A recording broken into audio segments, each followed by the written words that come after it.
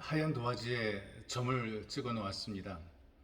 그리고 사람들에게 물어보죠. 무엇이 보입니까? 대부분의 사람들은 하얀 도화지 위에 찍어 놓은 점을 바라봅니다. 그런데 어떤 사람들은 작은 점보다 더 넓은 하얀 백지를 보기도 하죠. 이런 두 가지 어떤 시각의 차이는 삶의 변화나 결과에서 차이가 나는 경우들이 있습니다. 이를테면 작은 점만 바라보는 사람들은 삶 속에서 발견되는 작은 점 같은 문제만 바라봅니다. 고민하고 낙심하게 되죠. 다른 사람들은 그래도 살아가는데 쉽게 삶을 포기하는 그런 사람들이 있습니다. 그런 사람들은 백지 위에 작은 점만 바라보고 살아가는 그런 사람들입니다. 그러나 작은 점보다 훨씬 더 넓고 넓은 백지를 바라보는 사람들은 또 다른 기회를 만들고 또 다른 점을 찍을 수 있으며 실패해도 또 다시 시작을 할 수 있게 되는 것이죠. 여러분, 사람들이 살다 보게 되면 누구나 실패할 수 있고 또 어려움을 만날 수가 있고 고민을 하고 또 고난을 당하기도 합니다. 그러나 어떤 실패나 어떤 어려운 고난보다 더 무서운 것은 그 일을 만난 사람의 태도입니다.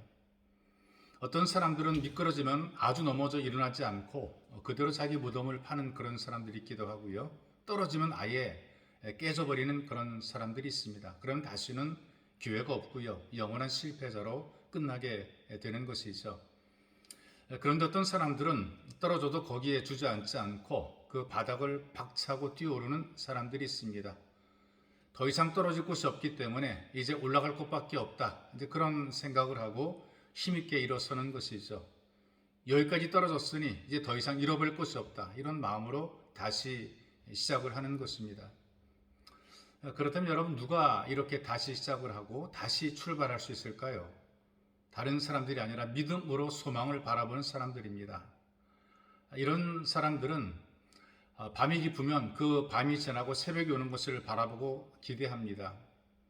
이것을 소망이라고 얘기를 하고요. 절망적인 사람들은 밤이 깊으면 이제는 끝인가 하고 낙심하게 되는 것이죠. 그리고 소망을 바라보는 사람들은 그 어둠 속에서 더 밝게 빛나는 별을 바라보고 노래하는 사람들이 있습니다.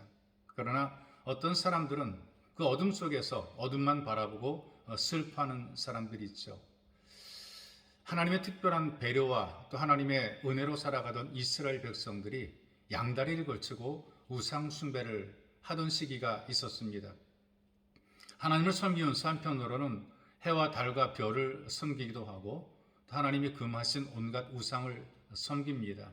그들의 마음속에는 좀 더 잘 먹고 잘 살아보겠다라고 하는 탐욕으로 가득했던 것이죠. 그리고 우리는 최고라는 교만으로 가득했습니다.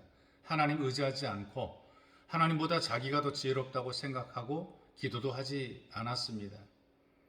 우리 하나님께서는 그들을 돌이키시려고 징계를 합니다. 그들의 선택이 잘못된 것이고 그들의 가는 길이 잘못된 길인 것을 깨우치시는 것이죠.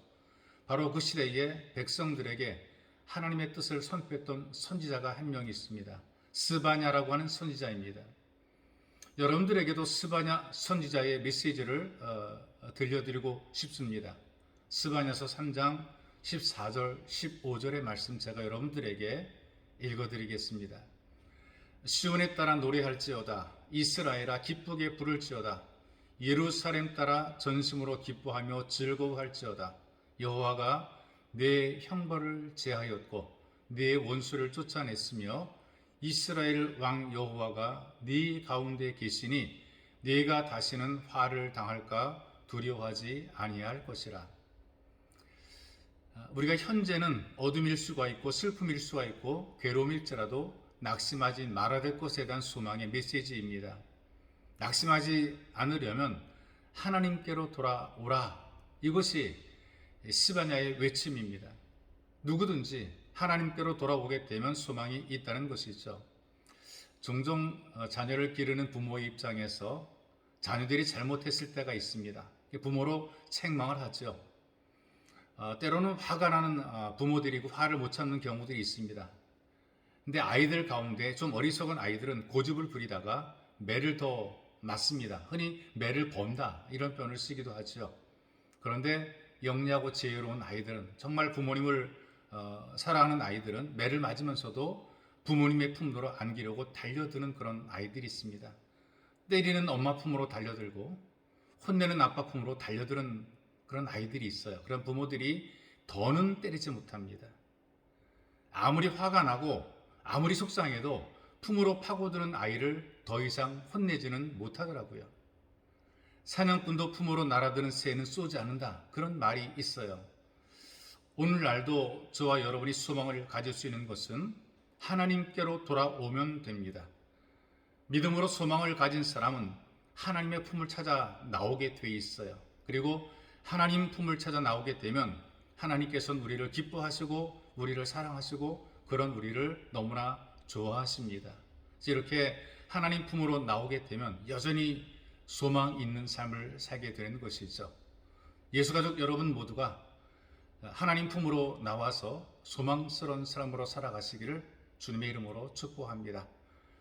살아계시 역사하시는 참으로 좋으신 하나님, 우리가 살아가는 세상이 때로는 힘들고 어려울 때가 있고 우리가 부족하고 무지해서 하나님 품을 떠나 우리 힘과 우리 생각으로 살아가려고 애쓰고 수고할 때가 많습니다. 그러나 하나님께서 우리를 긍휼히 여겨주시고 심하다 때마다 은혜로 붙잡아 주시니 감사합니다. 우리는 주님 품을 사모하고 주님 품을 그리워합니다. 바로 주님께 돌아와서 더 나은 내일과 미래의 소망을 바라보는 복 있는 성도의 삶을 살아가도록 도와주옵소서. 보배로우신 예수님의 이름으로 기도하옵나이다. 아멘.